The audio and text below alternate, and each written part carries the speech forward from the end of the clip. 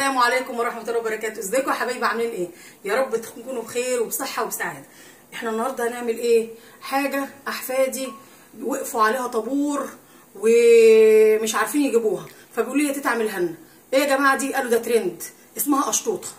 قشطوطه بتتباع عندنا في حلوان، وبيقفوا عليها طابور عند واحد محلات كده اسمها رز بلبن ولا معرفش لبن ولا ايه، معرفش الاسم بتاعها ايه. قلت لهم يا حبايبي انا ايه اعرف لكم القشطوطه بتتعمل ازاي. طلعت عباره عن ايه؟ خليكم معانا وانتوا تعرفوا المكونات.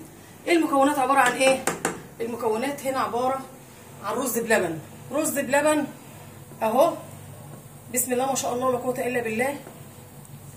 طبعا الرز بلبن انا عاملاه لكم قبل كده ومعرفه لكم بيتعمل ازاي. بنسلق حبه رز صغيرين عباره عن مج صغير في ميه مغليه، ونسيبها لغايه اما الحبايه تمسكيها تلاقيها ايه بايشه معاكي، وتقومي جايه ضايفه عليها اللبن وتضيفي عليها فانيليا ومج سكر. السكر ده بقى حاجه اختياريه، ماليش دعوه بقى ايه، في ناس بتحب الحاجه مسكره، في ناس بتحبهاش مسكره، كل واحد وذوقه. اللي بيحب الحاجه المسكره يكتر، بس ايه المج ده كده معقول.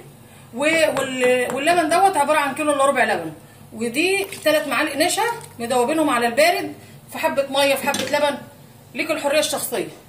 ادي اهوت، ادي الرز بلبن بتاعنا بيتعمل معانا.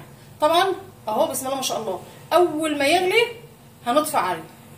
هو كده اتعمل الرز بلبن بتاعنا، وادي الجمال بتاعه. طبعا انا ايه بعمل الحاجه بسرعه عشان وقت الفيديو، واعرفكم بقى القشطوطه دي بتتعمل ازاي. ادي اهو كده ايه هنطفي عنه. بسم الله ما شاء الله لا قوه الا بالله.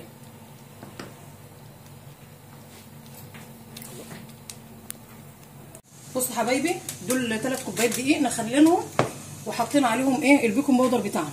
خلاص احنا ايه نخلنا الدقيق اهوت وحطينا عليه البيكنج باودر. ايه اللي فاضل تاني؟ البيض بتاعنا مع ايه، مع قشر البرتقال، بيمنع الزفاره وبيبقى جميل. دي كيكه هتبقى اسفنجيه.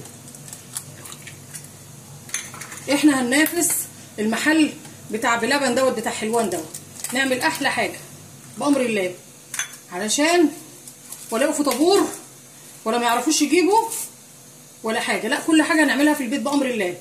وده ترند يا جماعه. ودي حبه زيت على معلقه سمنه، وده كوبايه سكر. برضو احنا مش عايزينها تبقى مسكره قوي يعني، عشان خاطر ايه. وده لبن رايب برضو مج. بسم الله.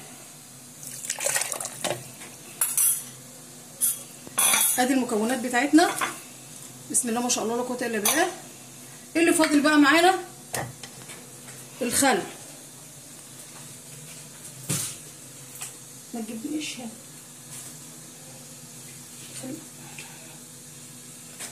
حبه خل، عشان ده اكبر محسن ايه الخل. بسم الله. هنضرب بقى المكونات بتاعتنا وايه. بصوا يا جماعه، احنا ضربنا الكيكه بتاعتنا معانا اهي. طبعا حطينا المكونات وضربناها، وانا جايبه لكم قبل كده الفيديو بتاع الكيكه والرز بلبن، اي حاجه جايبها لكم من الالف للياء، بس ده علشان ايه وقت الفيديو محدود. بصوا بسم الله ما شاء الله لا قوه الا بالله. طبعا ايه اعمليها كده عشان الهواء يخرج منه. تحطها بقى في الفرن. بسم الله. الفرن بقى يكون بتاعك سخن على درجه حراره 180، وتقفلي عليها لمده تلت ساعه او نص ساعه ل5 دقايق حسب الفرن بتاعك. ودوت الرز بلبن بتاعنا عاملينه اهو. هنفرقه بقى في الاطباق ويبرد ونحطه في التلاجة، وهنوريكم بقى الجمال بتاع الايه القشطوطه. ما شاء الله الصينيه بتاعت الكيكه بتاعتنا، شوفوا الله اكبر اسفنجيه طلعت معانا جميله ازاي. وعملنا الرز بلبن ووريتكم الرز بلبن بتعمل ازاي، وفي فيديو مخصوص للرز بلبن وفي فيديو مخصوص للكيكه، ومشيت معاكم برده خطوه بخطوه عشان تبقوا عارفين. ادي القشطوطه بتاعتنا. تيجي بقى ايه اللبن بتاعنا اهو ساقع وفيه معلقه سكر، وبرده حسب الرغبه السكر ده. تيجي بقى تقوم عامله لها ايه كده.